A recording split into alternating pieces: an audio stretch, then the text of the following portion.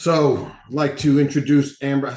Pronounce your last name for me, so I don't say it wrong. Pulse, like the doctor takes your pulse. Okay, so Amber Hulse, she's running for Senate in South Dakota in the Yes. 30th senatorial district.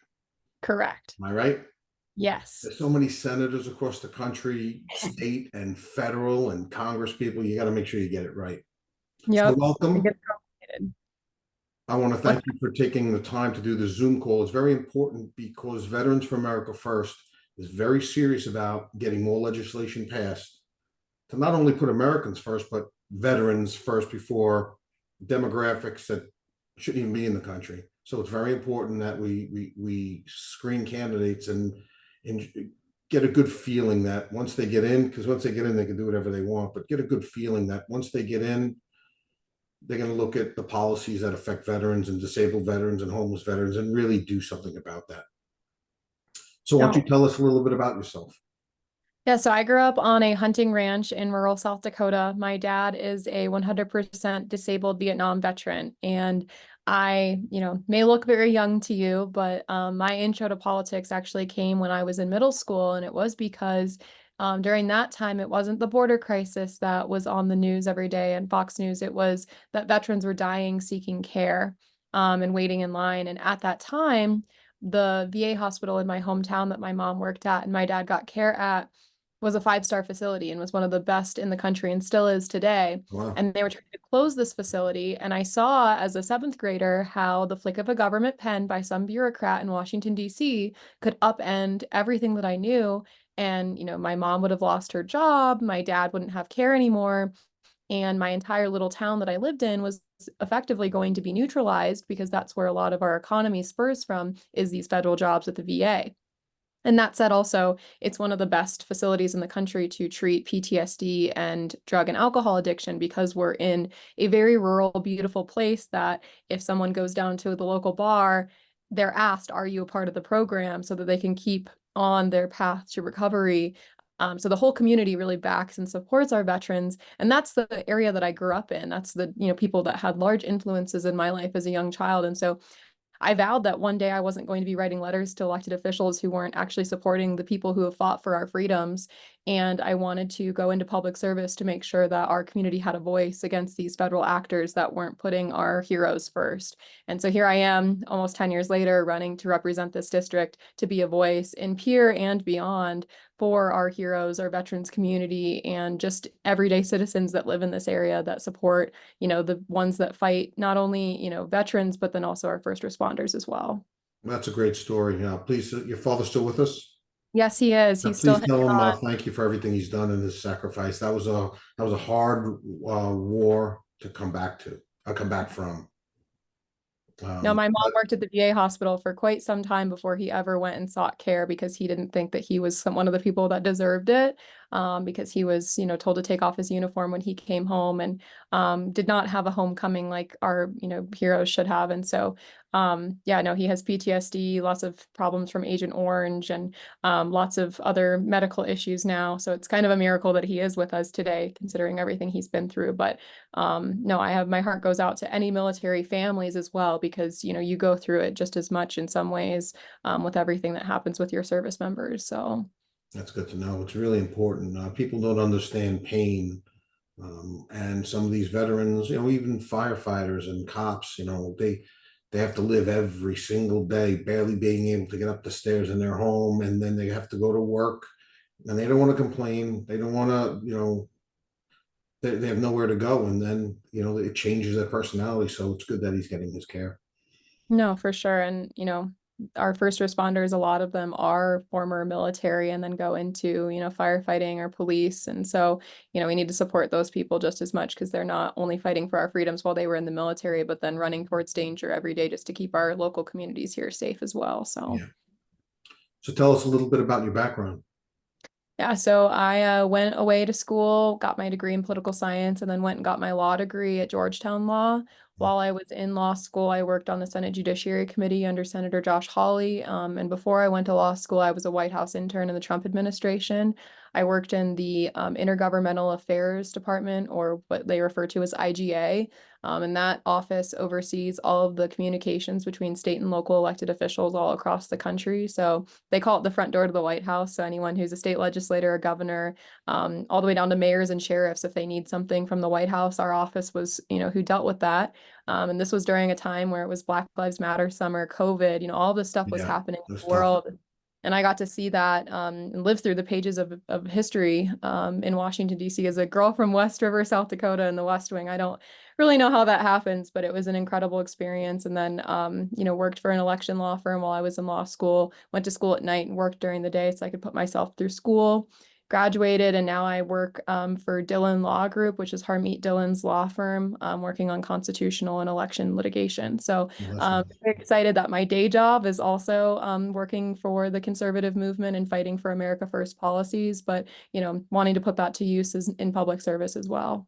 And that was my next question. Why are you running? It's such a dirty business. I ran for Congress a couple of years ago. It's sometimes it gets very nasty. Um, why are you putting yourself through this? Because that's important.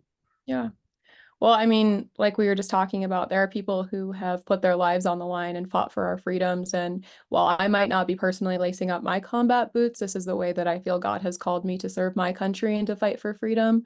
My dad is one of the people that, instilled in me how important in the value of service. And from a very young age, I was exposed to all of this and very much felt called to service in this capacity. And I wake up some mornings when it does get nasty and actually, talk to God and say, why? Why did you choose me to do this? Because it is hard, especially as a young person early on in my career.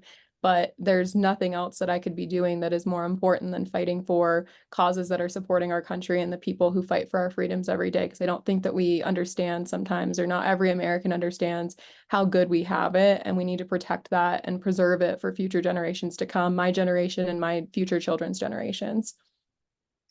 Well done. Well done. Well, we're happy you're running. We certainly need more people like you.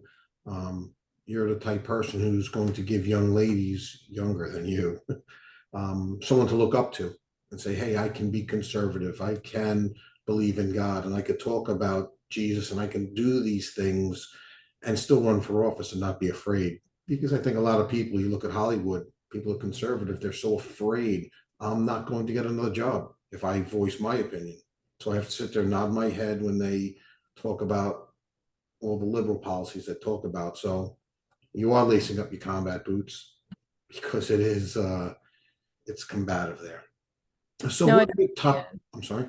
No, I just said no, it definitely is Yeah. combative. So what are your top policies? What are you looking to change? So one of the biggest issues in my district right now are property taxes. So we had obviously a lot of people moving to South Dakota during COVID because of how free our state was, but now that's causing a demand for housing and there's not as many houses here for as many people that are moving here. So it's increasing the property taxes because assessment values have gone, thousands of percent through the roof. So that's one really big issue, especially for people who are on fixed incomes and retired veterans, especially that they can keep the roof over their head because no other policy matters if you can't have a house to live in. So that's number one. But then also as a young person, there's a lot of people in South Dakota that leave after they get their education. So we spend a lot of money funding our state institutions. And then the students that are the best and brightest are leaving our state, and it's Yeah. called rural brain drain. And so one of the things I'd like to focus on is making sure that our cream of the crop are staying in our state and, working in whatever field they've chosen to work in, but that there are jobs and opportunities available for my generation to take over as, the next generation of leaders in our state, and not take their talents and treasures to other states just because of there's better opportunity or better pay somewhere else. Because that's not an effective use of taxpayer dollars if we're training great people to go out into the world and go, work in other states. They need to stay here in South Dakota, and they want to raise their grandbabies, with their parents and, in the communities that they were raised in, but there just aren't as many opportunities. And that lack of housing that I just spoke about is kind of barrier number one. So the two policies kind of go hand in hand, but those are the two major things that I'm focused on. That's great. That's actually a great platform. I'm really happy you're running. I'm really happy to see people your age getting involved and not being afraid to stand up and speak about what you believe in. Yeah, well, we have to. I mean, we're, 50, 70 years from now, I'm still going to be here living under the policies of whatever administration takes over. And if we don't fight for the people that actually believe in America and what our country was founded on, I'm scared to have children in this country if it's going to be under the same, rule of law that we can't even decide if there's a man or a woman. And so yeah, we have to stand up. We have to fight. And I think young people are waking up. I saw a poll the other day that people under the age of 30 are actually now 5 percentage points up for Trump instead of Biden, That's so which amazing. is great, considering that in 2020 it was very much reversed. I think it was a 25% lead or 25-point lead for Biden. So we've now flipped 30% for people under the age of 30 because our generation is waking up and realizing what kind of world we want to raise our future children in.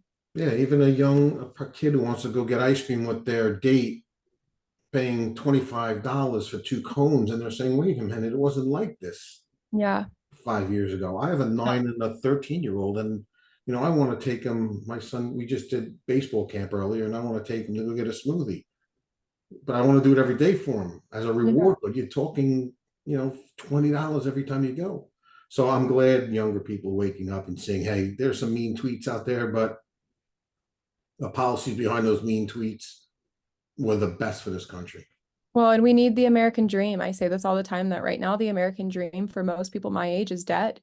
They can't buy their first home. They're worried about getting a job and that they can actually afford to live. And that's not the America that I grew up in or want to grow up in. It's sad when someone works really, really hard to put themselves through school to get a job, to do everything right, and they're still somehow behind the eight ball. And that's not the type of America that's going to, be successful, like I said, 50, 70 years from now. And so that's why so many people my age are really getting involved and speaking up because we're fighting for that American dream. And we are veterans for Trump, but we're also veterans for America First. America First is very serious set of policies that say, yeah, seal the border. We don't want any more people illegally. And we're not America only. We're just America First. We're not saying we won't help people all over the world, but we have to help people here first. So what's your feeling about all these illegal aliens crossing the border and the federal government doing everything they can and spending as much as they can to make them safe and give them housing and give them benefits. Meanwhile, I don't know your age, but you're younger, you come out of college and you have to get all this stuff on your own. Yeah, well, it's not even just me. I would say that my frustration with it is that we can't even take care of our veterans who are homeless or give our veterans care. Yet someone who's an illegal immigrant can come in and go to the emergency room and get care. They're being put up in hotel rooms. They're getting free cell phone stipends. And the people who literally put their lives on the line to fight for the freedoms that we have and take for granted each and every day are homeless on the streets and are dying because they can't get the proper care that they need and deserve. And the ones that are getting care are having to wait in line and die before they're ever seen. That's disgusting. These are the people that give you the right to have the belief systems that you have, even if I disagree with you.